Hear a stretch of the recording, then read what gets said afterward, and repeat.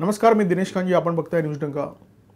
गुढीपाडव्याच्या मेळाव्यामध्ये मनसेचे अध्यक्ष राज ठाकरे यांनी पंतप्रधान नरेंद्र मोदी यांना बिनशर्त पाठिंबा जाहीर केला. लाव रे तो व्हिडिओ या मोहिमेमुळे जे राज ठाकरे अनेकांच्या आखोका तारा बनले होते, एका क्षणातच ते त्यांना डोळ्यातल्या कुसळासारखे खोपायला लागले. अनेकांनी राजसाहेबवरून राजू पेंटर असा उल्लेख करायला सुरुवात केली. राज ठाकरेंनी ही भूमिका का घेतली असावी? कदाचित त्यांना शरद पवारांसारखं भावी पंतप्रधान बनण्यामध्ये कोणताही रस नसावा. कदाचित राहुल गांधी यांच्यासारखा कॉमेडियन देशाचा पंतप्रधान बनावा अशी त्यांची इच्छा नसावी. राजकीय भूमिका बदलू शकतात आणि बदललेली भूमिका चुकीची आहे याची उपरतीसुद्धा होऊ शकते. आणि एकदा अशी उपरती झाली तर मूळ भूमिकेकडे एखादा नेता परतला तर त्याच्यामध्ये कोणाला हरकत असण्याचं काय कारण आहे? राज ठाकरे यांच्या बदललेल्या भूमिकेवर आक्षेप घेणारी ही मंडळी नेमकी कोण आहेत? हे मोदी विरोधी टोळक्यातले लोक आहेत. या मंडळींचं वैशिष्ट्य असं आहे की देशातला कोणताही नेता जेव्हा पंतप्रधान नरेंद्र मोदी यांच्या विरोधात बोलायला लागतो तेव्हा या मंडळींना नवा बाप मिळाल्याचा आनंद होतो. ही मंडळी त्या नेत्याला डोक्यावर घेतात, त्याचे पोवाडे गायला लागतात आणि त्यासाठी राज ठाकरे यांच्यासारखा दमदार नेताच हवा असा काही निकष नाही आहे. यांना निरंजन टकले किंवा कन्हैया कुमारसारखे दीड दमडीचे लोकसुद्धा चालतात. राज ठाकरे यांचा वैचारिक पिंड हा शिवसेना प्रमुख बाळासाहेब ठाकरे यांच्या सानिध्यात घडलेला आहे. त्याच्यामुळे जेव्हा राज ठाकरे शिवसेनेतून बाहेर पडले, त्यांनी स्वतःचा पक्ष स्थापन केला, तेव्हा त्यांनी हिंदुत्ववादी भूमिका घ्यावी अशी स्वाभाविकपणे अपेक्षा होती. राज ठाकरे यांच्या पक्षाने भगवा झेंडा स्वीकारावा अशी अपेक्षा होती. परंतु राज ठाकरे यांच्या पक्षाने सुरुवातीच्या काळामध्ये मल्टी कलर झेंडा स्वीकारला. भगव्या झेंड्याला, भगव्या रंगाला कोणत्याही रंगाचं वावडं नाही आहे याचा विसर राज ठाकरे यांच्या पक्षाला तेव्हा पडला होता. एकदा का बोगस सर्वधर्मभावाचा किडा तुमच्या मेंदूमध्ये बळबळायला लागला की मग तुम्हाला अगणित भास व्हायला लागतात. याच भासातून राज ठाकरे यांनी परप्रांतीय मुसलमान आणि कोकणी मुसलमान अशा नवनव्या फुटपट्ट्या लावायला सुरुवात केली. देशाचा सगळ्यात मोठा गद्दार, देशातला सगळ्यात मोठा भगोडा दाऊद इब्राहिम नावाचा माफिया हा कोकणी मुसलमान आहे याचा सोयीस्कर विसर राज ठाकरेंना तेव्हा पडला होता. हा निव्वळ वैचारिक गोंधळ होता आणि हा वैचारिक गोंधळ लाव रे तो व्हिडिओ या मोसमामध्ये टिपेला गेला होता. जो गोंधळ देशातल्या अनेक नेत्यांच्या मनात आहे तो जनतेच्या मनात नाही आहे. त्याचं कारण अत्यंत स्पष्ट आहे.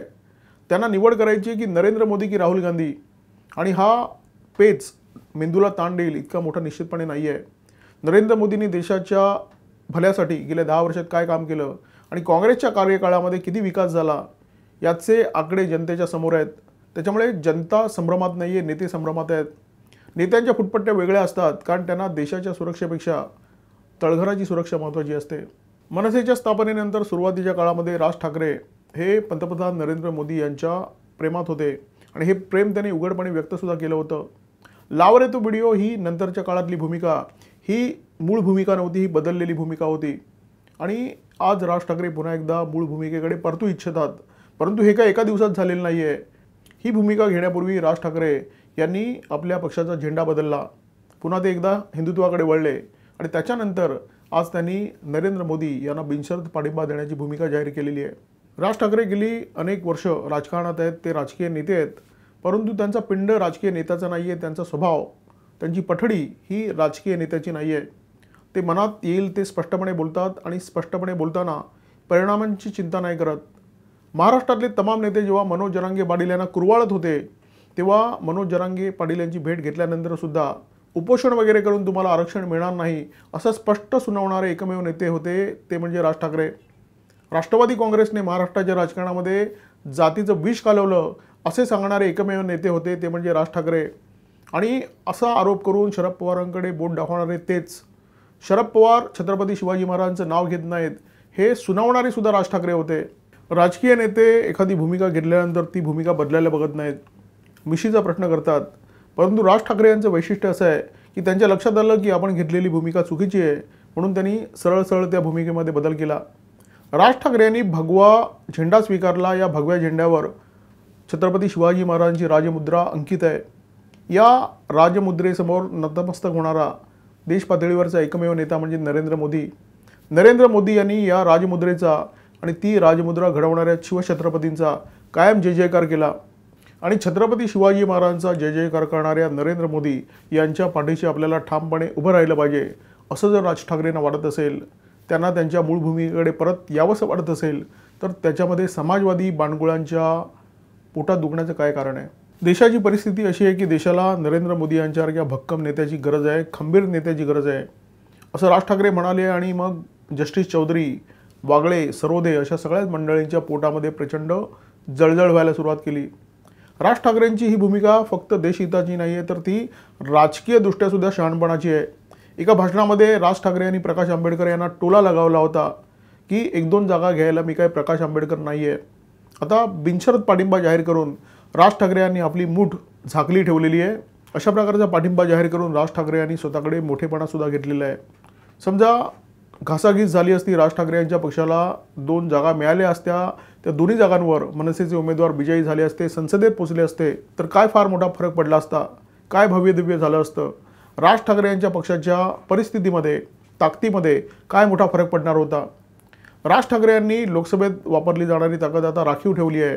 ही ताकद कदाचित ते विधानसभा निवडणुकीमध्ये आजमावतील आणि तेव्हा महायुतीकडून घसघशीत जागांचा वाटा घेतील. राज ठाकरे अशा प्रकारचा निर्णय घेऊ शकतात कारण त्यांना त्यांची ताकद माहिती आहे आणि त्यांच्या मर्यादासुद्धा माहिती आहेत. देशातल्या अनेक नेत्यांचा प्रॉब्लेम असा आहे की त्यांना त्यांच्या मर्यादा ठाऊक नसतात.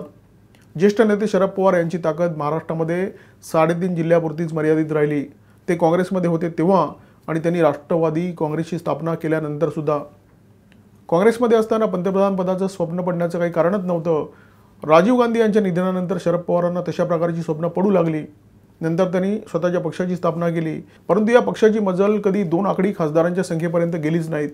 तरीसुद्धा शरद पवारांना वाटत होतं की आपण कधीतरी पंतप्रधान होऊ आणि त्याचं कारणसुद्धा होतं. हरदनहळ्ळी देवेगौडा आणि इंदरकुमार गुजराल यांच्यासारखे छटाकभर ताकदीचे नेते देशाच्या पंतप्रधान पदावर विराजमान होत होते. त्यामुळे शरद पवारांना असं वाटणं स्वाभाविक होतं की हा मटका मलासुद्धा कधीतरी लागेल. त्यामुळे शरद पवार सतत जुगाड करत राहिले, पंतप्रधान पदाकडे डोळे लावून बसले. मोदींचा उदय झाल्यानंतर कडबोळे सरकारची संकल्पना इतिहास जमा झाली. तरीसुद्धा शरद पवारने हे स्वप्न बघणं बंद केलं नाही आणि त्यांचं स्वप्न हळूहळू झिरपत त्यांच्या कार्यकर्त्यांपर्यंत पोहोचलं. महाराष्ट्राच्या अनेक नेत्यांना त्याची लागण झाली. जेव्हा महाविकास आघाडीचं औटघटकेचं सरकार आलं तेव्हा काही काळ उद्धव ठाकरे यांना सुद्धा पंतप्रधानपदी विराजमान होण्याची स्वप्न पडू लागली. अनेकदा संजय राऊत उद्धव ठाकरेंमध्ये हवा भरण्याचं काम करत होते. भावी पंतप्रधान पदाच्या आभासी झोपाळ्यावर असे महाराष्ट्राचे 2 नेते मनसोक्त झोके घेत असताना राज ठाकरे यांच्यासारख्या नेत्याला कधीही अशा प्रकारचं स्वप्न पडलं नाही. हे राज ठाकरे यांचं बलस्थान आहे. अलीकडेच रामलीला मैदानामध्ये अरविंद केजरीवाल यांच्या समर्थनार्थ इंडिया आघाडीची एक सभा झाली आणि या सभेमध्ये बोलताना पक्षप्रमुख उद्धव ठाकरे यांनी एक विधान केलं. हे विधान अत्यंत महत्त्वाचं आहे. उद्धव ठाकरे असं म्हणाले की या देशामध्ये मिलीजुली सरकारची आवश्यकता आहे. मिलीजुली सरकार म्हणजे कडबोळं सरकार. पुन्हा एकदा या देशाच्या माथ्यावर कडबोळं सरकार मारण्याची इच्छा उद्धव ठाकरे यांनी या मेळाव्यामध्ये व्यक्त केली. आता हे कडबोळं सरकार उद्धव ठाकरेंना कशाला हवं आहे? कडबोळ सरकारची विशेषता अशी आहे की एकदा कडबोळ सरकार स्थापन झालं की त्या सरकारचं नेतृत्व एखादा बिनकण्याचा नेतासुद्धा करू शकतो. देशाने हा अनुभव याच्यापूर्वी अनेकदा घेतलेला आहे. त्याच्यामुळे पंतप्रधान पदाची स्वप्न बघणाऱ्या लोकांसाठी कडबोळ सरकार ही फार मोठी सोय असते. उद्धव ठाकरेंना राजकीय परिस्थितीचं भान नाही आहे, परंतु राज ठाकरेंना ते भान आहे आणि त्याच्यामुळे 2 खासदारांचा खुळखुळा वाजवत संसदेपर्यंत जाण्यापेक्षा विधानसभेपर्यंत थांबण्याची त्यांची तयारी आहे. विधानसभा निवडणुकीमध्ये मनसे निश्चितपणे 2 हात करायला सज्ज होईल आणि ताकदीने मैदानात उतरेल रण जिंकण्यासाठी. आणि राज ठाकरे यांनी ही भूमिका घेतल्यानंतर समाजवादी बांडगुळं त्यांच्यावर तुटून पडणार हे त्यांना अपेक्षित सुद्धा असावं. राज ठाकरे हे व्यंगचित्रकार आहेत, त्यामुळे काही काळापूर्वी ते राहुल गांधी यांच्याबद्दल काही चांगली विधानंसुद्धा करत होते. व्यंगचित्रकार असल्यामुळे व्यंगाच्या प्रेमात पडणं हा त्यांचा स्वभाव आहे. परंतु आता त्यांच्या लक्षात आलेलं दिसतंय की नरेंद्र मोदी यांच्याशिवाय देशाला पर्याय नाही आहे. राज ठाकरे यांनी घेतलेली ही भूमिका देशहिताची भूमिका आहे. त्यामुळे या भूमिकेचं मनापासून स्वागत, राज ठाकरे यांचं मनापासून अभिनंदन. मनसेचे राज्यातले एकमेव आमदार राजू पाटील यांनी सुद्धा हीच भूमिका मांडलेली आहे की कधीकधी राजकारणामध्ये 2 पावलं मागे जाऊन 4 पावलं पुढे जावं लागतं. राज ठाकरे यांच्या भूमिकेवर न्यूज डंकाच्या या व्हिडिओच्या माध्यमातून आम्ही प्रकाश टाकण्याचा प्रयत्न केला. व्हिडिओ जर आवडला असेल तर लाईक करा, शेअर करा आणि अशा प्रकारच्या माहितीपूर्ण व्हिडिओसाठी सबस्क्राईब करा आमचं यूट्यूब चॅनल. नमस्कार आणि धन्यवाद. आमचा व्हिडिओ जास्तीत जास्त लाईक करा, शेअर करा आणि आमचे यूट्यूब चॅनल सबस्क्राईब करा. धन्यवाद.